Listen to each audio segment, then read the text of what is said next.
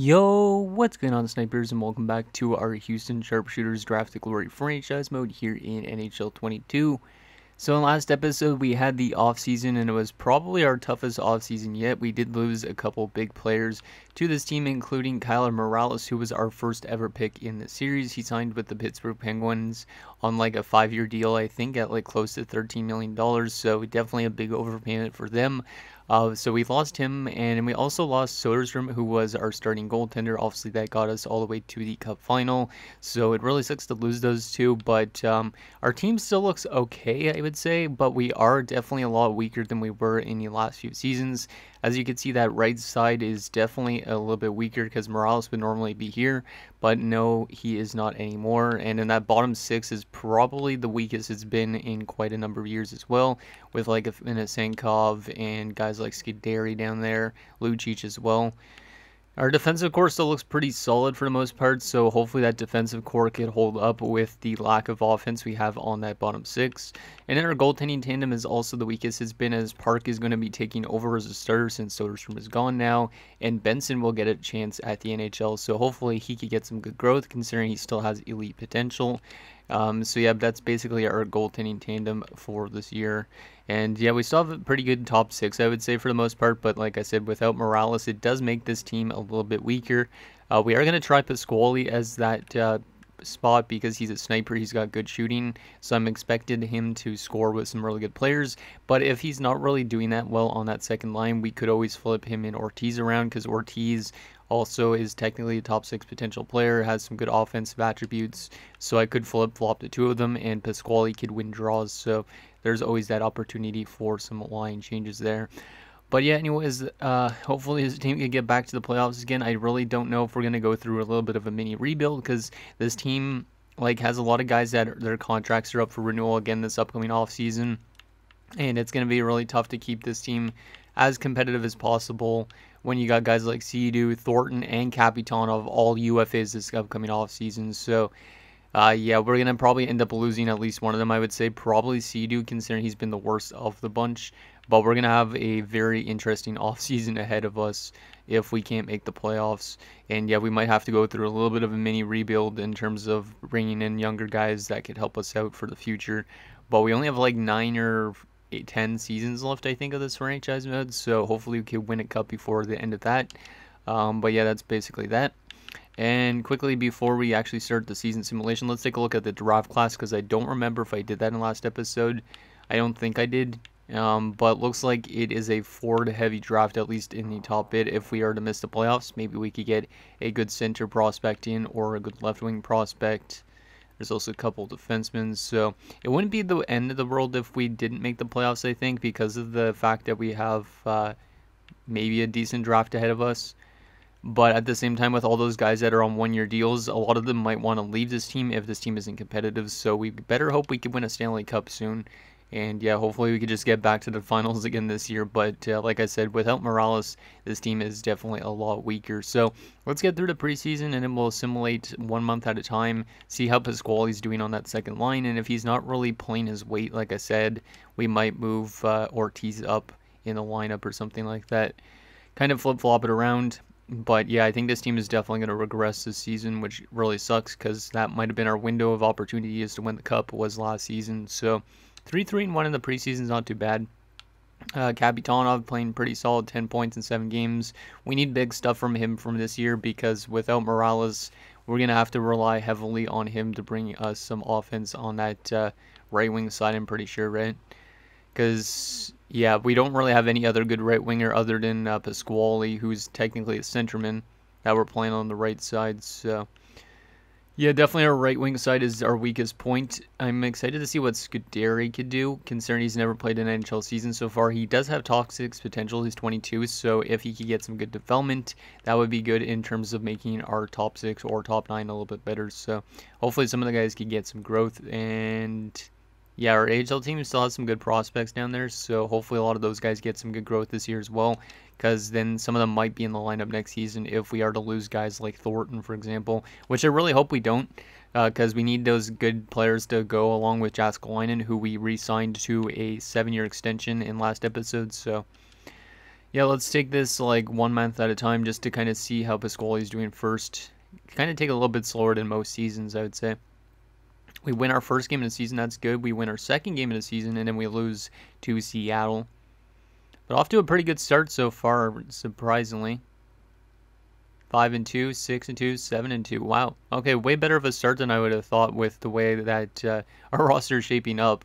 Because losing Morales, like I said, is a pretty big loss, but it seems like it's been okay so far. Maybe it's because of our defense, or maybe the goaltending is just doing good. I'm not going to take a look at the player stats till the end of the season. I am going to take a look at Pasquale and Ortiz, just like between the two of them to see if they're doing good. So Ortiz has been pretty good, 6 points in 9 games. That's pretty good for a third liner. And Pasquale's been pretty quiet, 2 points in 9 games. Let's just try and change that around because Pasquale's off to a little bit of a slow start. Ortiz has been good, so let's try and capitalize on that. I'm not going to look at any other players' stats just because I want to kind of have that shown right at the end of the season to see who was good and who wasn't. Kind of make it a little bit tougher on ourselves. But yeah, hopefully this team can keep on winning games, and of course we're not having a great month so far, but there's a couple more wins. Okay, yeah, this team is doing really good, surprisingly. I don't really know what the case is because we don't have the greatest bottom 6 in the world, but we are managing to win games, so maybe just Park is a really good starting goalie. We're 15-7-1, which is really not what I was expecting from this team. And Thornton's going off this year, 27 points so far through 23 games. So that's exactly what we need from Gene Thornton. And hopefully he doesn't demand too much money in this offseason. I would already re-sign him if I could, but I want to wait till maybe the day after the draft so we could try the 85% trick, just because right now he's going to be demanding, like $14 million, which is a lot of money. And then Sam Sidhu thinks he's worth $13 million, which he definitely isn't. Maybe this season he'll be worth that much, but Kapitanov I can't re-sign yet. I just accidentally went trade for asset. Who else is up for renewal out of curiosity? Burns is going to get qualified probably again. Forster is probably going to be a decently expensive one for the third line, that type of thing. How's goaltending growing? Staying at 80s, which I'm okay with, I guess, for now. But yeah, it seems like we're doing good without Soderstrom and stuff like that, which is really a surprise. Because you think Soderstrom would have been the reason why our team was playing better defensively, but apparently we just have a really good defensive core, which I'm glad I built that defensive core up over the years. But a lot of those guys are signed kind of long term, so hopefully that doesn't bite us in terms of our cap situation. A little bit of a worse month so far, which is not great, but we're still having a winning record, which is good. And we are going to be 22-13-2. We're still playing pretty good halfway through the season. 39 points in 37 games from Rimo. You'll love to see it. And yeah, we're still top of the team in our division by 5 points, but we're 10 points up on the Blackhawks. And in the Pacific Division, the other wildcard spot has 38 points. So we're in a pretty good spot right now. As long as this team could just keep on winning games, we should make it back to the playoffs, which I really hope is the case. I don't want to win the division, though, because if we win a division, then there's a good shot that we're not going to be winning the Stanley Cup, I think. So, but I don't really know what the case is. Maybe it's our coaching, because our coaches still works really good with our team, I think. But yeah, we're still winning games. We're almost at 30 wins on the year already, which I was not expecting to get that early in the year. And we are going to be finishing up January with a 31-17-2 record. Still top in our division, 64 points. The wildcard spot has 57. The wildcard spot over there is not over there, actually. Both of them are in our division. So we're technically like 7 points up on a wildcard spot, which is not a big difference, but it's still pretty good. Thornton's still over point per game. We're still playing pretty good. Let's continue to simulate. I guess those line changes that we made with Pasquale and Ortiz are working out pretty well. Let's go up to the trade deadline, even though we're not going to be making trades because this is a Draft Glory franchise, obviously. But pretty impressed with this team so far, considering our goaltending's gotten weaker. Because to have 280 overall goalies, you think we wouldn't simulate this good, but apparently we will because our defensive core is that good. So let's just get this trading block thing out of the way, our trade deadline thing out of the way. We're 40-20-2 at March the 1st. That is pretty damn good. We might actually have our best season yet without Kyler Morales, which is kind of funny. 67 points in 62 games for Thornton. Yeah, we'll also take a look at how Morales does at the end of the season and stuff like that in Pittsburgh, because I'm kind of curious on that front if he's actually doing good there, because his contract is pretty bad. And I'm curious on like Soderstrom, how he's doing in San Jose. Because was it San Jose that he went to? No, he went to Columbus actually. How are the Blue Jackets doing? They're first in the Metropolitan Division, so yeah, that's kind of scary. San Jose is where what is his name? Duke Ferraro went to, didn't he? Yeah, and the Sharks are also in the playoff spot, of course. So it seems like the teams that the players signed to are doing good. Let's continue to simulate. Let's go up into the 18th. But we should be clinching the playoff spot soon, considering we have a very good record. It's probably our defense, so that's doing it, I would assume. Because you would think with our weaker bottom sixes that we'd have trouble keeping the puck out of the net, but it seems like it might not be a problem. We are still top of our division by quite a large margin, 92 points. How's the Penguins doing? Because I didn't check them out. The Penguins are second place in the Metro, so it looks like Morales might be having a good season. I'm kind of scared to see how good his stats are. Okay, let's do another month. Go right to the end of March. There's another loss. There's a win. Couple more losses. Yeah, we're kind of losing a lot of games near the end of the season, but that's okay.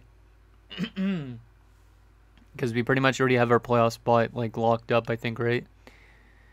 Yeah, we've already clinched the playoff spot, so that is good news. Because I wasn't expecting if this team would be back or not with the way our roster is set up. Let's go the last 5 games of the season, see how we do on those ones. There's a 2-0 win, a 4-3 win, a 4-2 win, a 2-1 loss, and a 4-2 win. And we finished 51-28-3, which I don't think is our best season yet, but we did finish second best in the league. So we did finish second best in the league, which is a big surprise. The Blue Jackets also won their division, so that's kind of scary. Penguins did make the playoffs with Morales, and then the Sharks, did they make the playoffs? Yes, they did. So all the teams that our former players went to have all made the playoffs, which is not great. But let's take a look at the standings and our player stats for the season, and then we will take a look at who we're going up against in round 1. But yeah, we finished not the second best in the entire league, because there's a lot of good Eastern Conference teams, but we finished the second best in the West. We finished 5th best in the entire league behind the Sens, the Leafs, the Red Wings, and the Oilers. So that Atlantic division is pretty good, it seems like, because 3 of those teams are in the Atlantic. Goals for per game wise, we actually still played pretty good offensively without Morales, so that's also really nice to see. 3.5 goals for per game. Goals against wise, we were the best defensive team in the NHL, despite losing Soderstrom. So it was not Soderstrom that made us a good defensive team. It was the defense that we have in front of him. So that's very interesting. To be the best defensive team and lose one of your best players on offense and lose your best goaltender, that's pretty impressive. So that means Park and Benson, in their first 2 seasons, technically, as one is a starter and one is the backup, are going to probably win the Jennings. Power play percentage, our power play doesn't look like it was that great, to be honest. So our special teams might need some work going into the playoffs, but then again, they were bad last year and we still got to the Cup Finals. 17.6%. Power play, or not power play, penalty kill percentage wise, looks like we were pretty good on the penalty kill. Yeah, we're pretty solid on the penalty kill, not fantastic, but 83.4%. We scored 9 shorthanded goals, and we were 24-15-2 on home ice, 27-13-1 on the road. That's really good. 6-3-1 in our last 10 games. Pretty solid stats, I would say, for our team to be the best defensive team and somewhat solid offensively. Let's take a look at those player stats for the season. Starting off with our center, Raimo Jääskeläinen, of course, 76 points in 82 games, 28 goals this year. So, yeah, he stepped up in terms of scoring goals. One of his best seasons yet, actually. So that's really good to see that he's still producing without Morales and still winning a lot of faceoffs, throwing a lot of hits, and having a lot of takeaways. Definitely he's going to be up there for his 3rd straight Selke, I would say. I really like Raimo Jääskeläinen. It sucks that he's already 30 years old, though, because that means he's maybe like 6 years away from retiring, which I hope isn't the case. Burns 67 points and a plus 26 is not too bad. He doesn't really put up a lot of points, but he has really good plus minus. And that's probably why he's going to demand a lot of money in the offseason. 56 points from Carter Ortiz, so we put him into our top 6 to replace Morales, and he produced pretty well.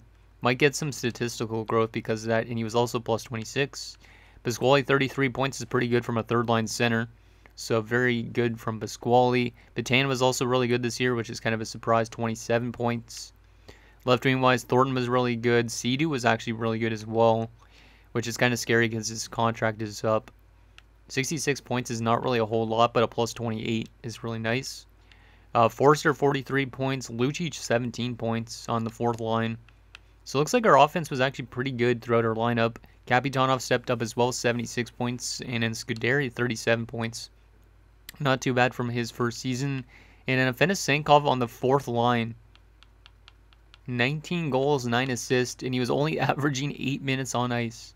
That's actually pretty impressive. So we might have to try and get Afenisenkov some power play time at some point because it seems like he's a pretty good player. To score 19 goals on that limited amount of ice time is really nice. Defensively, Teratukin was fantastic as per usual, 60 points. He is signed for only one more year after the season. Blacker had a pretty good year, 40 points, and he's going to probably want more money. Sedin was pretty good, Hedman was pretty good, and then Yip and Roach were really good as well. So our defensive core is fantastic. Love the plus minus. Love the point production as well from it. Goalie-wise, Park was pretty good for his first year as a starter. 30, 16, and 3 shutouts, and 9, 11, and a 2.72. While Benson was really good as a backup. 4 shutouts as a rookie. That's pretty impressive. And he won 21, 13, and 0, and a 2.47. Pretty good stats from Benson. He might get a lot of statistical growth because of that, and he's probably going to demand a decent amount of money. But pretty good stats from our goaltending and our defense, and I would say our forwards also did pretty solid. Let's take a look at the entire league for player stats just for fun. So in terms of forwards, the best offensive player was Connor McDavid with 118 points, followed by Pettersson and Rick Hawley. Interesting. The best goal scorer, Rick Hawley, had 71 goals. Holy crap. That's only like the second time I've ever seen a guy score 70 goals in a season. So, yeah, this Rick Hawley guy's going to get a lot of statistical growth playing in Edmonton. Jeez. Wow, he's making $12 million as well. I mean, he's worth the money right now, but he's probably going to drop off randomly and then not be worth that for sure. But, yeah, that guy is insane. Definitely a pure goal scorer. So there's the goal scorers. Best defenseman for points this year, Eric Brandstrom with 68. Teratukin was up there, but he's not going to win the Norris for sure. Best goalie this season was Mads Sjogard with 42 wins. Most shutouts this year was Spencer Knight and Alexandre Hamel. Best save percentage by a starting goaltender was Hugo Lenefelt with a 914. And best goals against average by a starting goaltender, best by a goaltender in general, was Benson, which is cool. But best by a starter was Timofey Nikitin in Ottawa. Don't know who's going to win the Vezina out of those guys. Best rookie for points this year was Emery with 50 points in 82 games. And pretty much that. And yeah, obviously Benson was probably the best rookie goaltender, I would assume. Yeah, in terms of shutouts, he was definitely the best, other than Sedin in New Jersey and New York. Interesting. So there is the player stats. Let's take a quick look at some of our former players as well, because I'm curious on Morales and stuff. So Morales in his first year in Pittsburgh had 77 points, so pretty good stat line. I don't think he's really worth the money still, but yeah, he had a good year in Pittsburgh. But making $13 million is a bit questionable, I would say. But yeah, he had a good year in Pittsburgh. Hopefully Pittsburgh doesn't get to play us in the playoffs at all. Let's look at Duke Ferraro in San Jose. It should be down here. Yeah, 18 points in 82 games isn't too bad. Interesting. And last but not least, how did Soderstrom do in Columbus? I know Columbus was the best team in the Metropolitan, but how good was Soderstrom? He was pretty good, but our goaltenders that we have right now were better. So that's kind of interesting, but very similar stats to like a few years ago, but he was not as good with Columbus as he was with us, so that's kind of interesting. So maybe our defense kind of made his stats look better than they were. I don't know. So that is the player stats. Let me take a quick look at also our progress reports just to see if we're getting any good development in the system that we should be keeping note of before we take a look at who we're going up against in round one. So in terms of growth in the system, at least, let's sort this by current overall. McGrattan's almost NHL ready. He is actually technically NHL ready. I did actually ask you guys about that, and I think I forgot about that because I am pre-recording this episode in a sense. But yeah, McGrattan will probably be in our lineup next season. We did sign him to his ELC, but he could be in our top 6 next season. Jacobs is getting growth. A lot of guys aren't getting much growth right now, it seems like. But some of our guys are getting growth, which is good, because we definitely need that. Because some of these guys will maybe be in our lineup in the next few years. So there you go. On that front, now let's take a look at who we're going up against in round one. Hopefully it's a team we could beat, because I'm kind of scared about that.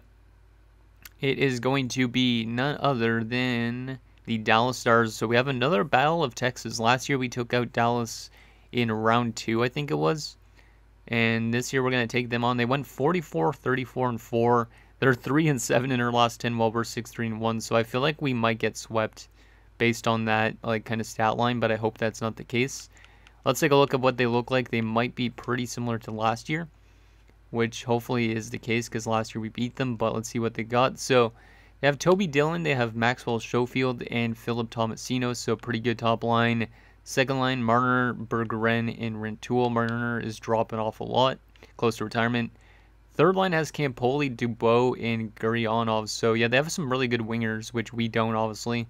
And then fourth line has Harakala, Laliberte, and Cox, so overall-wise, they definitely have a better forward core than us, I think, because their bottom 6 is definitely stronger. And then also they have a lot better wingers than us, considering we lost Morales.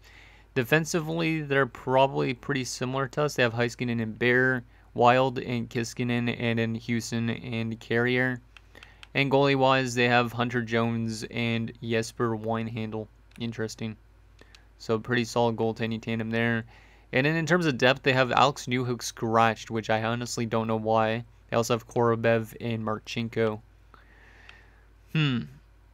So wait, who was it? Newhook. I don't know why they're scratching Newhook. Honestly, it's really dumb sometimes when the AI plays because like you can honestly scratch Dubois, but for some reason you decide to scratch Alex Newhook. But I'm not complaining considering the fact that we might be able to beat this team because of that. I don't know. But it should be an interesting matchup nonetheless. Final thing, let's take a quick look at the comparison in the regular season to us. And just to see who had a better power play and all that. Because I'm kind of curious on what their stat line is like. So, obviously we won our division. They finished second worst in our division in terms of people that made the playoffs. Their goals for per game was just below ours, so they're actually a pretty good offensive team. Their goals against was just above us as well, so they're actually a pretty good team for the spot they were in. Their power play was really good this season, 27%, so we got to watch out for that power play unit. And their penalty kill was a little bit better than us as well. So, yeah, despite us having a better record than them, they're actually a pretty good team, it seems like, on paper. It's just they're 3-7 in their last 10 games, and that is probably what made them finish this low in the standings and what made us finish this high up in the standings. I don't know. But anyways, guys, that's going to do it for this episode of our Houston Sharpshooters Draft to Glory franchise mode. So next episode, we will take it to round 1 against the Dallas Stars as we have a rematch in the Battle of Texas and look to get back to that second round. So let me guys think down below, and I'll see you guys next time.